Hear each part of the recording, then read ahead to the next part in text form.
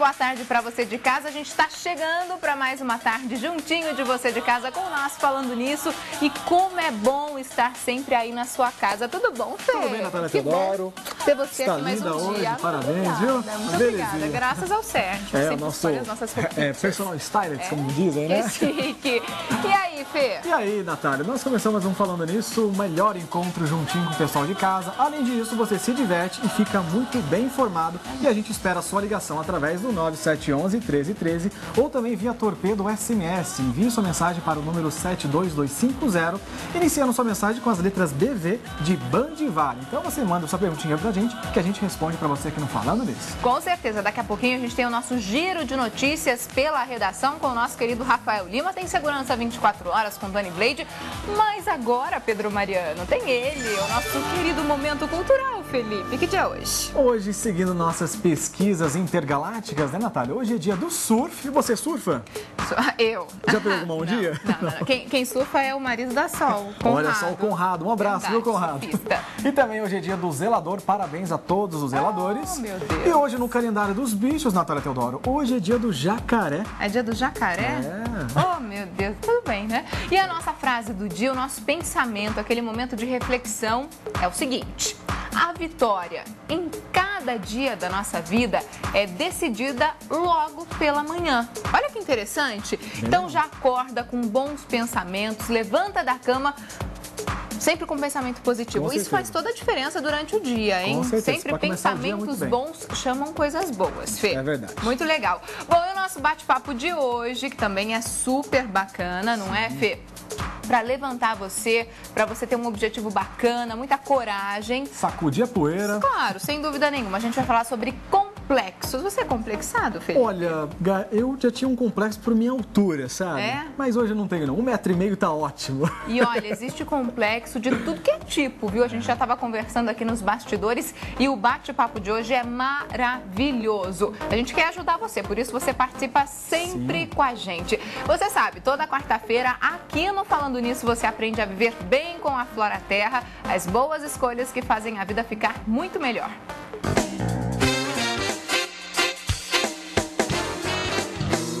Bom, e quem vai responder pra gente tudinho é a psicanalista Lindalva Moraes. Por favor, Aliás, a gente já Lindalva, estava num pode vir. bate-papo aqui fora do ar, Sim. né, Fê? Tirando todas as dúvidas. Tudo bom, Lindalva? Seja Tudo muito bem, bem-vinda Lindalva? mais uma vez. Tudo Por bem. favor. Para tirar todos os complexos do pessoal de casa, aliás, que participa com a gente por telefone, por mensagem de texto, tirando todas as dúvidas. Lindalva, e a primeira pergunta que a gente faz é exatamente o que é, como a gente define complexo? Bom, o complexo, ele é uma trama emocional que ele se dá num dado momento da vida da pessoa por alguma razão. Nós havíamos conversado anteriormente que, tecnicamente, o complexo, ele se explica uma diferença muito grande quando se estabelece entre o superego e o ego da pessoa. O superego é o ego idealizado, sou eu ideal, como eu gostaria de ser, como eu gostaria de me ver. O ego é o que eu sou realmente, é a minha realidade. Quando há uma distância muito grande entre essas duas pessoas psíquicas, que na verdade somos nós, acaba se estabelecendo algum tipo de complexo. Uma frustração. Uma frustração, ou quando eu me idealizo demais e não alcanço essa idealização, fica uma coisa chamada recalque, esse recalque leva ao complexo. É um círculo vicioso, Sim, né? Um grande com círculo certeza. vicioso, não é, Fê? Agora, na maioria das vezes, esse complexo é de inferioridade, é o mais conhecido, né, Lindalva? Ele é o mais comum, o complexo de inferioridade, e que leva a baixa autoestima e que afeta todos os setores da vida da pessoa. Esse é o mais comum, mas certamente não é o único. Lindalva, e como é que a gente identifica a pessoa, o perfil dessa pessoa que tem autoestima baixa, tem esse complexo?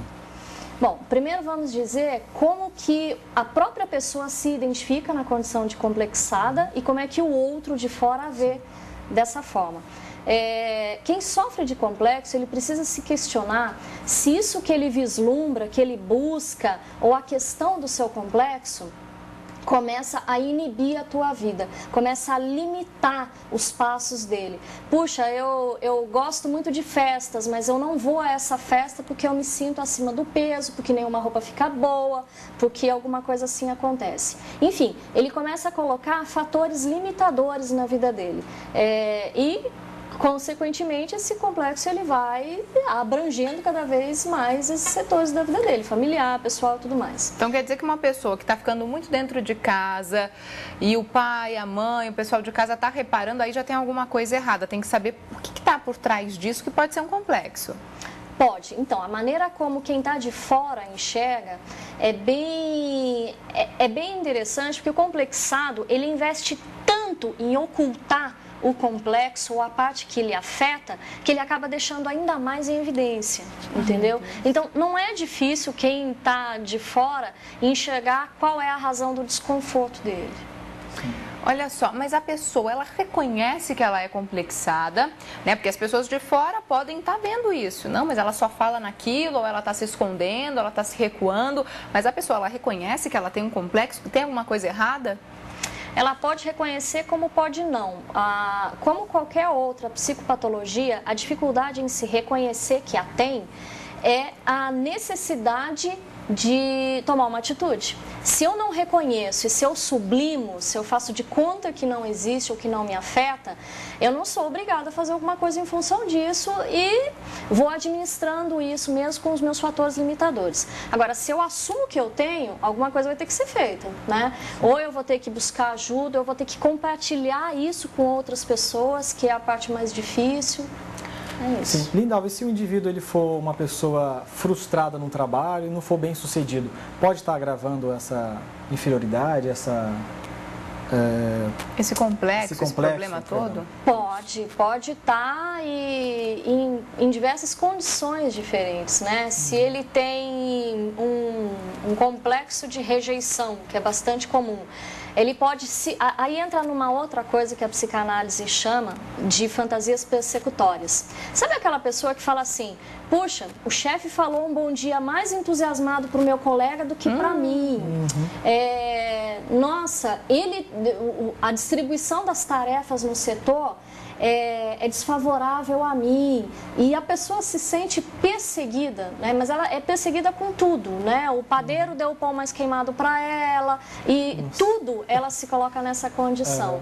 Isso, se a gente dá o nome de fantasias persecutórias, não é difícil de você encontrar, você descobre assim em pouca conversa com a pessoa. E é um exemplo que pode se manifestar no trabalho. Então, se você está se reconhecendo aí em todas essas palavras da Lindalva, tem que tomar cuidado, né, Fê? Temos uma mensagem de texto via SMS, vamos lá? Para você mandar também é muito fácil, hein? O complexo tem a ver com o pessimismo? É a Juliana de São José dos Campos. Pessoa Obrigado, pessimista, que só pensa no que dá errado, só pensa no que é ruim.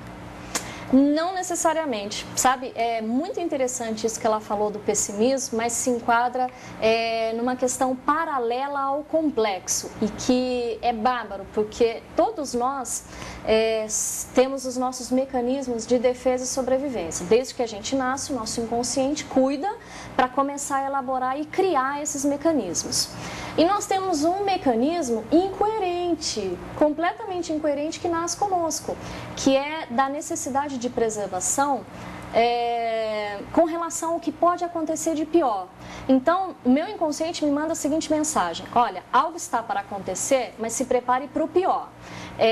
Se prepare para tudo de ruim que puder, porque aí você vai sofrer menos, tá? Porque aí você não corre o risco de se decepcionar. Então, prepare-se sempre para o pior. E, na verdade, isso é um mecanismo burro, né? Porque você vai sofrer do mesmo tanto. Se der tudo certo, ótimo. Se der tudo errado, você vai sofrer tanto quanto se tivesse sofrido com antecedência. O pessimismo, ele tem a ver com isso, com esse mecanismo de defesa distorcido e desnecessário. Bom, e daqui a pouco a gente vai saber dos nossos complexos. Eu e o Fê, a gente estava fazendo uma consulta com a Lindalva antes do programa. Daqui a pouquinho você vai saber de tudo. Mas antes, a gente vai dar uma paradinha, Agora a gente vai fazer uma paradinha para conferir as notícias da redação. Vamos lá.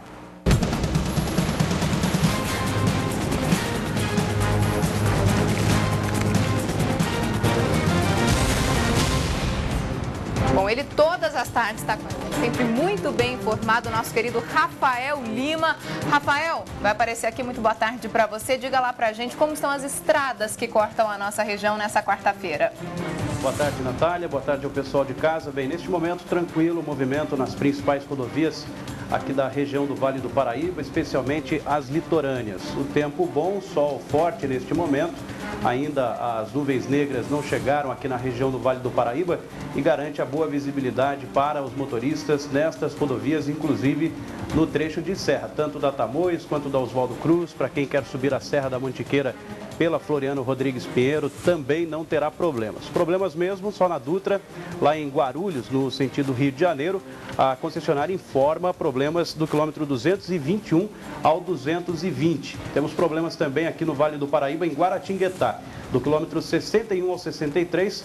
No quilômetro 63 tem um carro quebrado e por isso esses 2 quilômetros de trânsito ruim por lá no sentido São Paulo. No sentido oposto, o motorista enfrenta problemas do 66 ao 64 por causa de obras com interdição de faixa. Nós temos imagens agora da rodovia Presidente Dutra, aqui em São José dos Campos. Este é o trecho do quilômetro 145 do viaduto Vista Verde aqui em São José. A gente observa que o tráfego, apesar de movimentado, não é congestionado e é considerado tranquilo pela polícia. Imagens também do quilômetro 156, lá próximo da base da Polícia Rodoviária Federal. Também não há problemas por lá, ele já é próximo da divisa com Jacareí.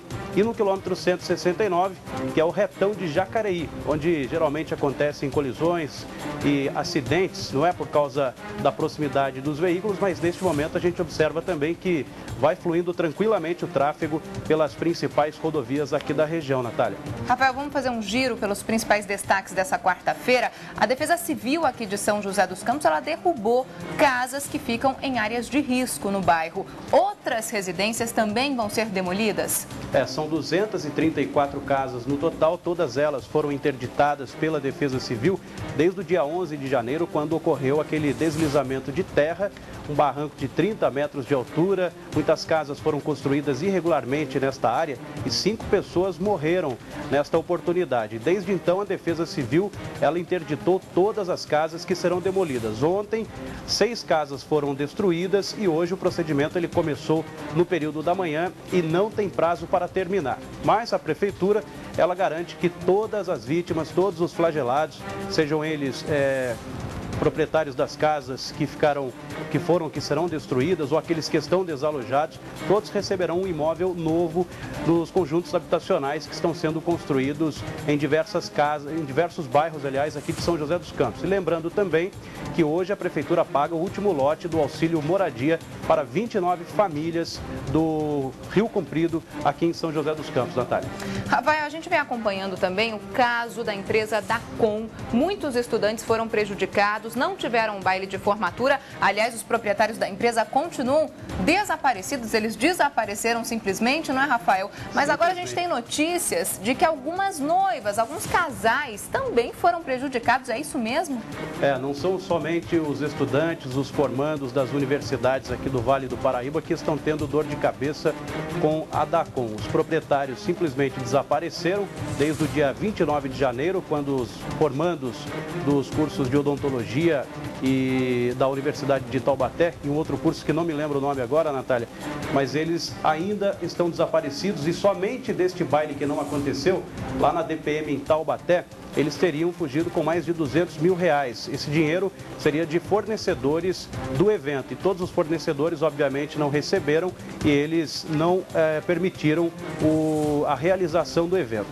Fora esses casos com os estudantes, agora também casais que já têm data marcada para se casar, contrataram a Dacom para realizar a festa de casamento, estão tendo problemas. Tem gente que já pagou mais da metade do contrato e agora não vai ter a festa justamente por causa desse problema. O certo mesmo é que os proprietários da Dacom terão uma enxurrada de processos na justiça para responder. Embora o advogado deles, em entrevista à Band, disse que eles reconhecem essas pendências na realidade, e eles pretendem cumprir. Ele alegou que a empresa passa por um problema financeiro muito sério, mas isso, obviamente, não é uma conversa que os prejudicados vão aceitar facilmente, né, Natália? Com certeza. Rafael, muito obrigada. A gente está de volta amanhã com notícias da redação.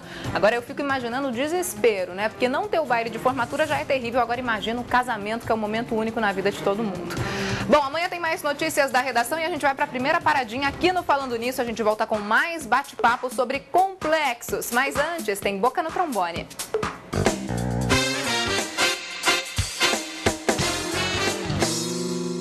Meu nome é Cindy, queria mandar um beijo para minha mãe Leda.